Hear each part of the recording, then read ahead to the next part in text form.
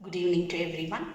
We all welcome you for this channel, and today we are going to see something interesting regarding social science. So regarding social science, our students feel little bored to read the concept and the content. Let us go with some magic tricks in social science. So we deal with CBSE class 10 social science, which has history, geography, democratic politics and economics. So you know very well. So each subject has few lessons. Totally we have nearly 22 lessons. How to gather these lessons at the time of board exam? How to retain our memory in our memory, or how to be in our fingertips? That is the main problem all the students are facing. So the concept or the magic here is linking of the lessons first. First link the lessons, then link the subtopics.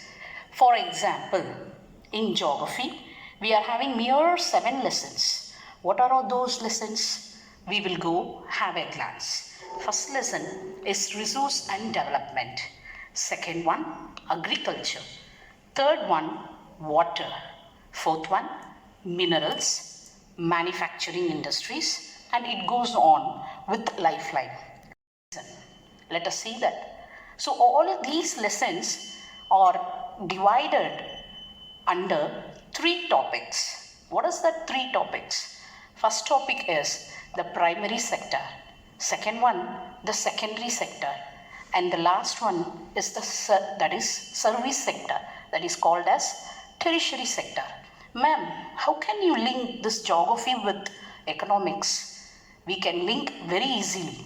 Let us see that. First lesson, resource and development, agriculture, water and forest, everything is based on the raw materials. With that raw materials, we are going with the secondary sector. So all the raw materials falls under primary sector. We know very well in lower classes we have read about the primary sector.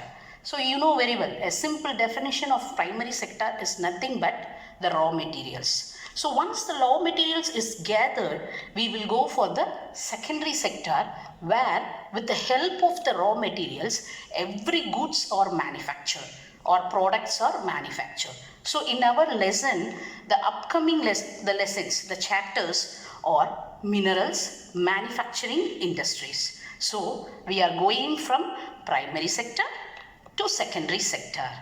Then what is the linking with the economics? There is a link, my dear students. So you can see the economic side, the second lesson is the sectors of Indian economy. It deals only with all the different kinds of sector. So what is the secondary sector here, ma'am, with the geography? The secondary sector is nothing but producing the product from the raw materials. That is the secondary sector, where manufacturing industries plays a major role.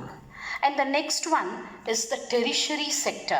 It is nothing but it is the service sector. But in geography, we have the last lesson called Lifeline of National Economy, which falls under tertiary sector.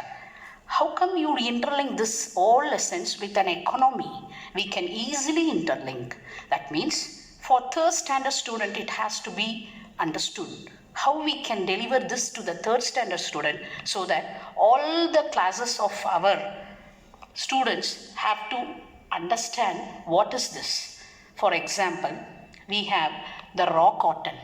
The cotton is primary sector. That cotton is converted into secondary sector. That is the cloth what we are wearing. And once the primary sector is converted into secondary sector, the secondary sector have to move through transport to the market. The role played in between secondary and the market is the tertiary sector, is nothing but the transport, airways, waterways and railways. That is the lesson which is called as Lifeline of National Economy. That is the lifeline. What is the meaning of lifeline? Our heartbeat. Heartbeat is the lifeline of our national economy. Ma'am, how come we will go with this It is little bit confusing, but if you see depth, you can go and easily connect with the economy.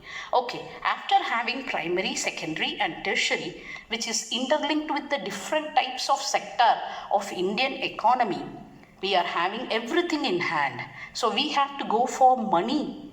Money is most important. That falls under money and category lesson in your economics. Okay, what about the different kinds of lessons in economy? So we have money, that is capital, we have work, that is labor, we have trade. So once you go for trade, everything is interlinked. That is called as globalization of Indian economy, which falls as the last lesson in your class 10 economics. That is interlinked with the first lesson, development. So CBSE has kept the lesson under this concept. So globalization is nothing but making trade with the other countries. With this primary, secondary and tertiary, which in turn falls in your geography lesson, which was divided with primary, secondary and tertiary. Ma'am, how can we link geography, economics with history?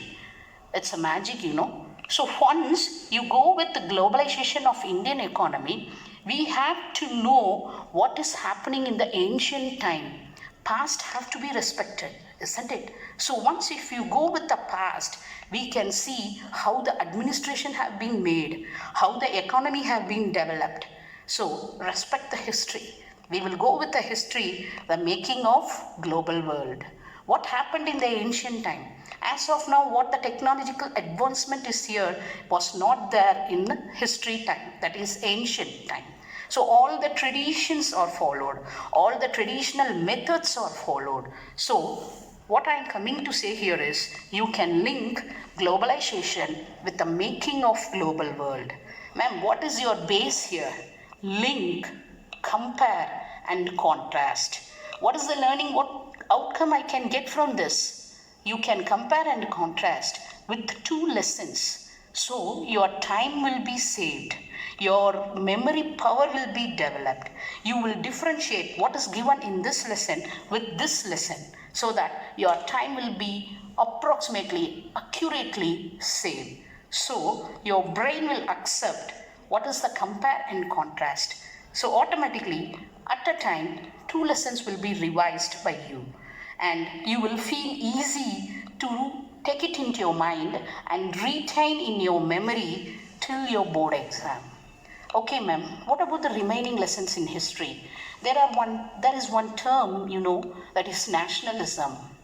What is the meaning of nationalism? It's nothing but patriotic feeling, nothing but liking for the country. So there are 2 lessons in history. You have nationalism in India, nationalism in Europe. So what is the difference between this? Who are the leaders in it?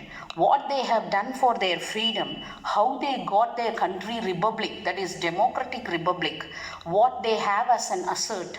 What they have as their own belonging for their country? The lesson is over, my dear students. So it's very easy to read 22 lessons with at least minimum 70 lessons can be read within 1 hour if you compare and contrast. Another one thing, a special trick I will give you is that the keyword. So the keyword is the special trick that you can answer very easily when you see the question paper. Nowadays, students are saying to us, when we see the question paper, ma'am, everything is blank for us. So we have to keep question paper and the questions as the key to derive the answers. As what we have seen in mathematics paper, x and y will be given, the z we have to find out. Likewise, the keyword, what is given in the question, you have to pick the keyword and you have to derive the answer. So that is the development hint in your question. With that hint, you can able to write minimum 10 to 15 points for your lang answer.